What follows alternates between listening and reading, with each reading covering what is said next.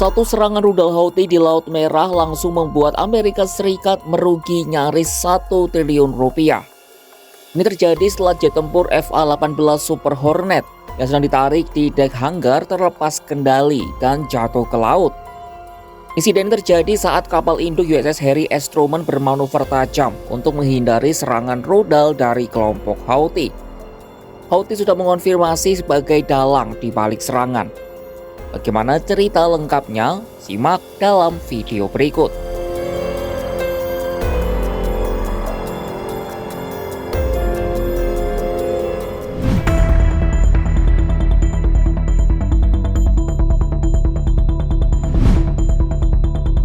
Kapal induk Amerika Serikat USS Harry S. Truman tengah menjadi sorotan setelah jet tempur senilai lebih dari 60 juta dolar AS atau nyaris 1 triliun rupiah jatuh ke laut dari dek kapal.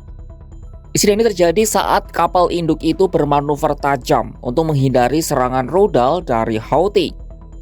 Saat sedang bermanuver tajam untuk menghindari rudal Houthi, sebuah jet tempur FA-18 Super Hornet yang sedang ditarik di dek hanggar terlepas kendali dan jatuh ke laut. Menurut pernyataan resmi Angkatan Laut AS, jet tersebut awalnya sedang dipindahkan di atas kapal oleh kru menggunakan traktor penarik.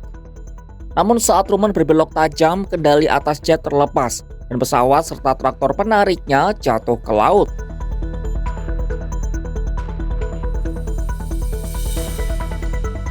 Seorang pelaut yang sempat berada di kokpit jet berhasil melompat keluar dan mengalami luka ringan.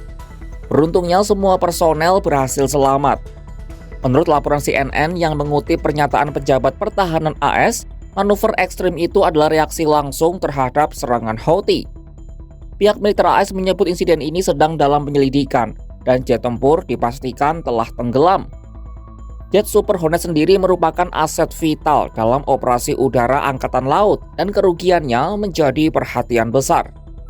Meskipun kehilangan salah satu jetnya, kapal induk Truman tetap menjalankan misinya. Kapal induk USS Truman bukan kali pertama menjadi sasaran Houthi. Kapal induk ini telah berulang kali diserang, termasuk insiden tabrakan dengan kapal dagang di dekat Mesir pada Februari 2025. Jet tempur lain juga secara tidak sengaja ditembak jatuh oleh kapal sekutu USS Gettysburg pada Desember 2024. Ancaman terhadap kapal-kapal Amerika di kawasan Laut Merah terus meningkat sejak Houthi mulai menargetkan kapal komersial dan militer. Aksi ini diklaim sebagai bentuk protes terhadap invasi Israel ke Gaza yang dimulai pada Oktober 2023. Dalam beberapa pekan terakhir, Amerika telah menggencarkan serangan udara terhadap target-target Houthi di Yaman. Meskipun kapal induk dan kelompok tempur udara yang mendampinginya tetap dianggap sepenuhnya mampu menjalankan misi. Insiden ini menjadi pengingat bahwa bahkan teknologi militer tercanggih sekalipun tetap menghadapi resiko tinggi di zona konflik yang semakin memanas.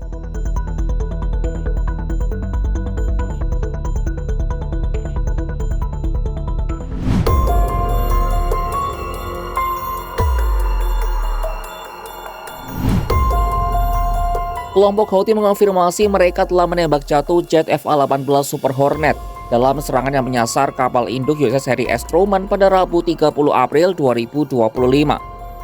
Juru bicara militer Houthi Yahya Saree menyatakan serangan di Laut Merah itu mengakibatkan jet tempur AS harus tercebur ke laut. Kapal induk USS Truman juga disebutnya harus mundur menuju terusan Suez. Selain USS Truman, Houthi juga menargetkan USS Carl Vinson serta kapal-kapal perang pengawalnya di Laut Arab menggunakan drone.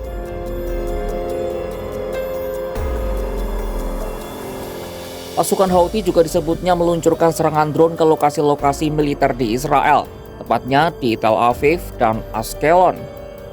Klaim ini belum dapat diverifikasi secara independen dan belum ada komentar langsung dari militer Amerika maupun Israel. Bagi AS, Houthi memang bak mimpi buruk di Laut Merah. Sebelum kehilangan jet tempur, Amerika juga mengaku kehilangan 7 drone MQ-9 yang ditembak jatuh oleh kelompok Houthi di wilayah Yaman hanya dalam waktu sebulan sejak Maret 2025. Hal itu menimbulkan pertanyaan baru, bagaimana Houthi berhasil menjatuhkan drone-drone canggih milik AS yang harganya diperkirakan mencapai 30 juta dolar per unit. Juru bicara Houthi Yahya Saree menyebut pasukannya telah menandai drone-drone milik AS sehingga lebih mudah bagi mereka untuk menghantam drone milik AS dengan rudal buatan mereka. Kelompok itu diketahui memiliki rudal permukaan ke udara seperti tipe 358 yang diadopsi dari Iran. Rudal itu memiliki kemampuan untuk menembak jatuh pesawat. نجحت دفاعاتنا الجوية في إسقاط طائرة أمريكية معادية النوع MQ-9 أثناء قيامها بتنفيذ مهام عدائية في أجواء محافظة حجة. تمت عملية إسقاط الطائرة بصاروخ أرض الجو محلي الصنع، وتعد هذه الطائرة هي الرابعة التي تمكنت دفاعاتنا الجوية من إسقاطها خلال أسبوعين، والتاسعة عشرة خلال معركة الفتح الموعود والجهاد المقدس إسنادا لغزة. Keberhasilan Houthi memperlihatkan kemampuan menghadapi serangan drone AS telah membuat pamor mereka naik. Hal ini mengingat drone AS sebelumnya selalu menjadi momok di Afghanistan dan juga Irak. Peningkatan kemampuan Houthi membuktikan mereka bisa membutakan intelijen dan sistem penjejak sasaran milik AS yang mengandalkan data dari MQ-9 Reaper. Drone sekelas MQ-9 Reaper memiliki daya tahan terbang selama 24 jam, sehingga dapat hilir mudik di langit Yaman untuk memetakan pangkalan dan basis kekuatan Houthi. Kemampuan Houthi yang berulang kali menjatuhkan MQ-9 Reaper disebut menjadi simbol perlawanan dan peningkatan kemampuan mereka dalam melawan AS dan Israel. Houthi bahkan memberikan julukan Baward atau tidak berguna bagi drone unggulan AS tersebut.